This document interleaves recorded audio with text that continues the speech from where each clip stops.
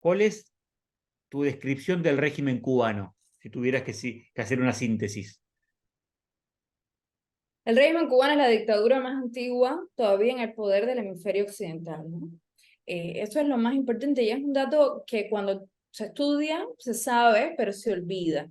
Que como por tanto tiempo hubo esta confusión con el mito de la revolución, primero no se ve a la dictadura cubana como tal, como una dictadura, como un régimen autoritario y totalitario. Y segundo, no se entiende que esté en el poder incluso antes que las dictaduras latinoamericanas que tanto y todavía, ¿no?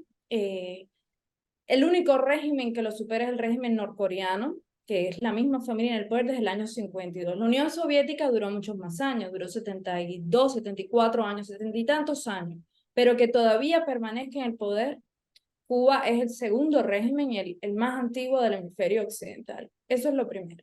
Estamos hablando de una dictadura autoritaria y una dictadura totalitaria.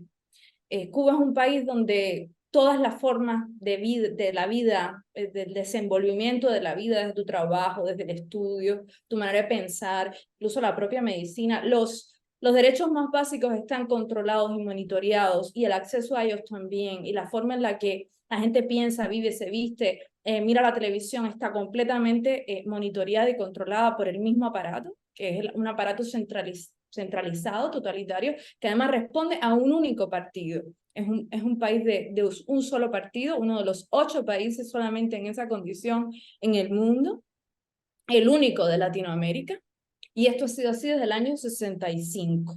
Exactamente. Nunca ha habido la posibilidad de que exista otra formación, o ni siquiera como en el pensamiento, porque además está criminalizado por la propia Constitución. La Constitución en el artículo 5, en el artículo 4, prohíbe cualquier otra propuesta que no sea la del Partido Comunista. Es más, dice que el Partido Comunista es la máxima directriz, por tanto, incluso la ley está sometida a una ideología, que en este caso es la ideología comunista. Lo que también hace ser a Cuba un país donde no existe la ley como forma independiente del Estado. O sea, no es un país donde la ley sea independiente, sino que es dependiente del partido.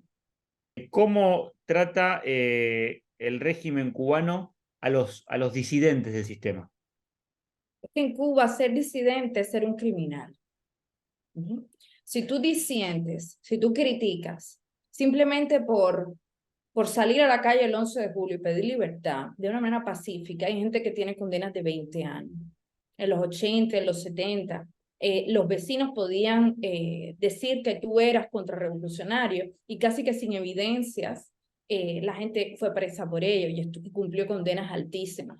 En Cuba hay una figura legal que se llama peligrosidad predelictiva, con la que el Estado puede procesarte y puedes ir preso simplemente porque cumplas con condiciones que potencialmente te puedan llevar a cometer un crimen. Esto puede ser, por ejemplo, algo tan simple como estar desempleado y vivir en un barrio marginal.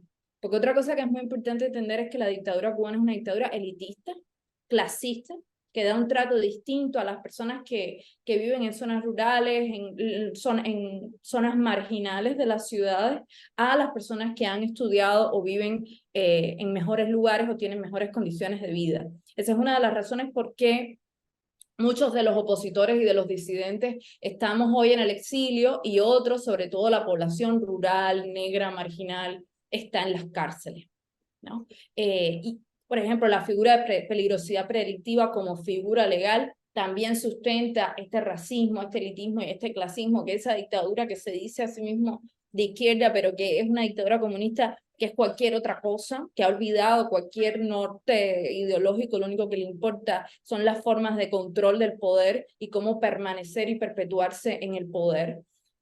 Como también la figura de que te juzgan por convicción, que es una figura en la que un juez cubano puede, sin evidencia, simplemente porque está convencido el juez de que cometiste el crimen, sin evidencia, condenarte. Entonces, todas estas al final son formas en las que el poder legal intenta controlar al ciudadano sin poder realmente que haya una jurisprudencia que defienda las libertades individuales y el derecho y el bien común, ¿no?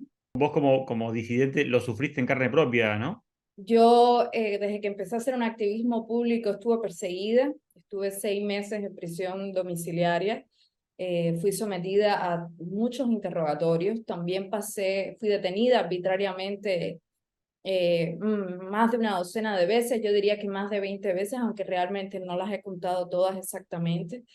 Eh, Me sometieron a muchos interrogatorios, también me vejaron, me golpearon, amenazaron a toda mi familia, amenazaron a mis amigos, me han difamado públicamente varias veces y aún en el exilio sigo recibiendo esas amenazas de que si voy a manifestaciones, o sea, o cosas, cualquier cosa me puede pasar, me pueden golpear.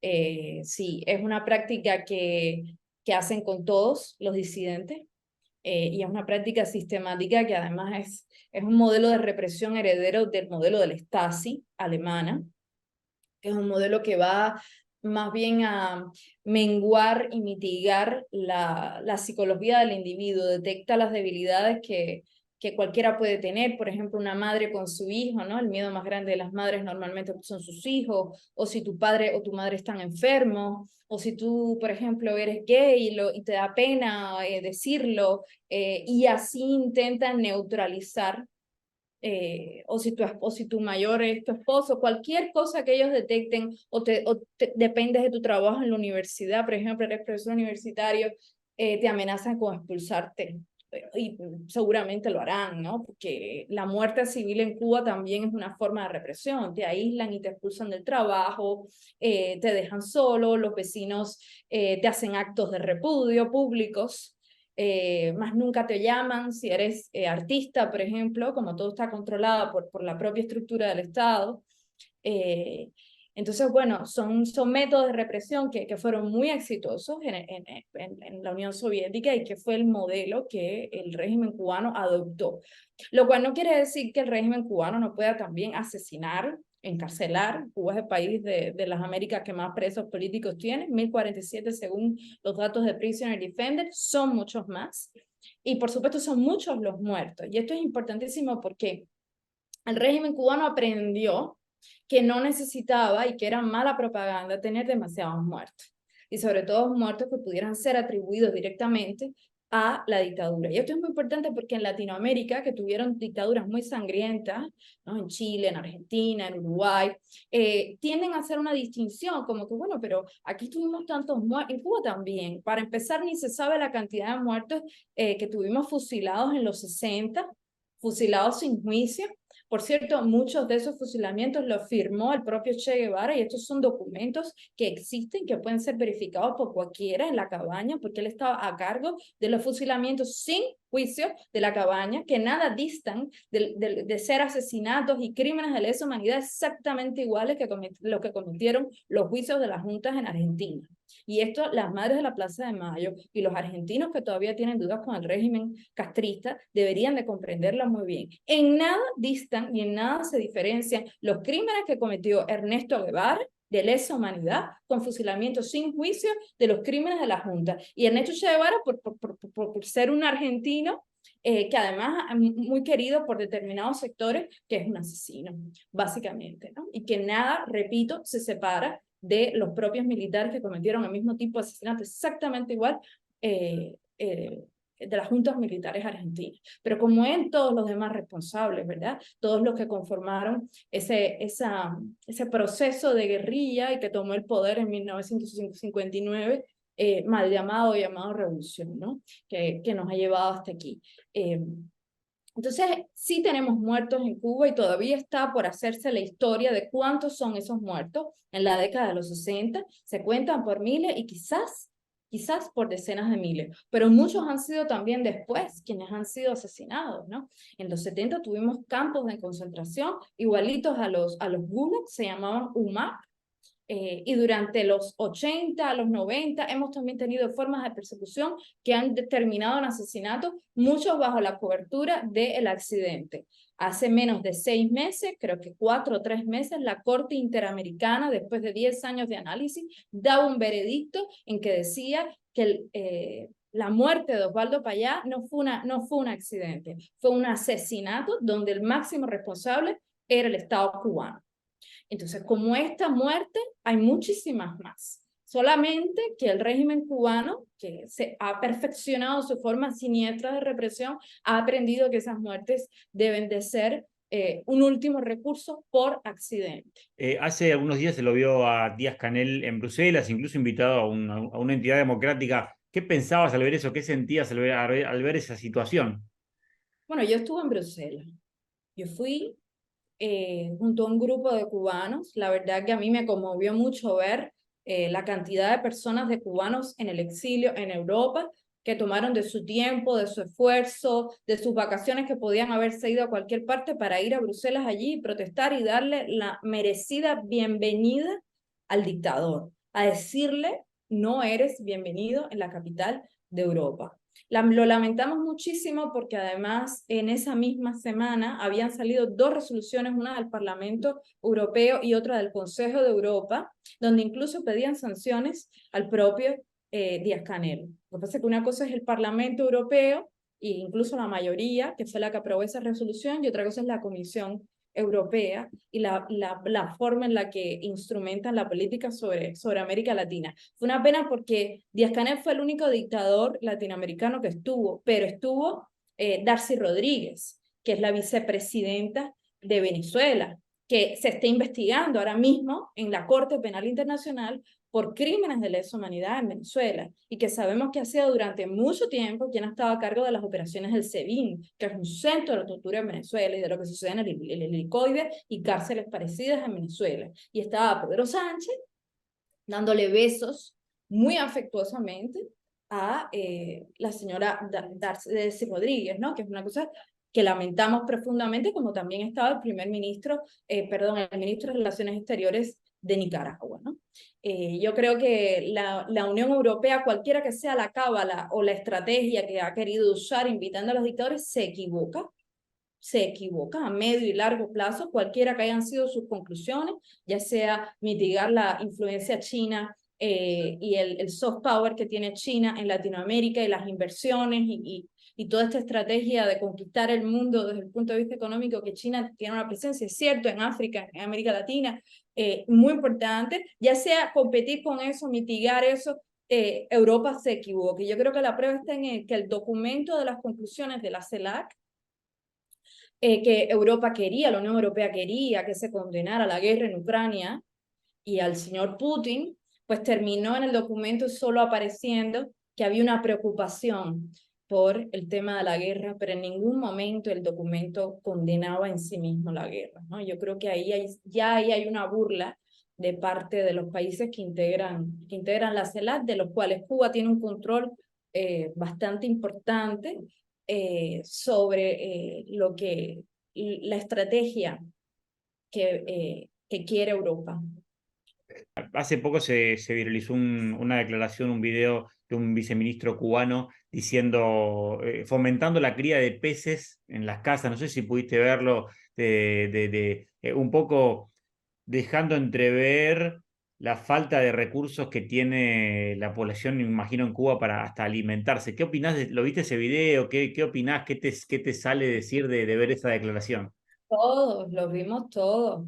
El primer ministro, el ministro y el ministro de Pesca y todos ellos, ¿no? Que se reunían en la asamblea por primera vez en muchísimo tiempo. Es rarísimo ver un debate de la asamblea, simplemente sirve en Cuba para ratificar.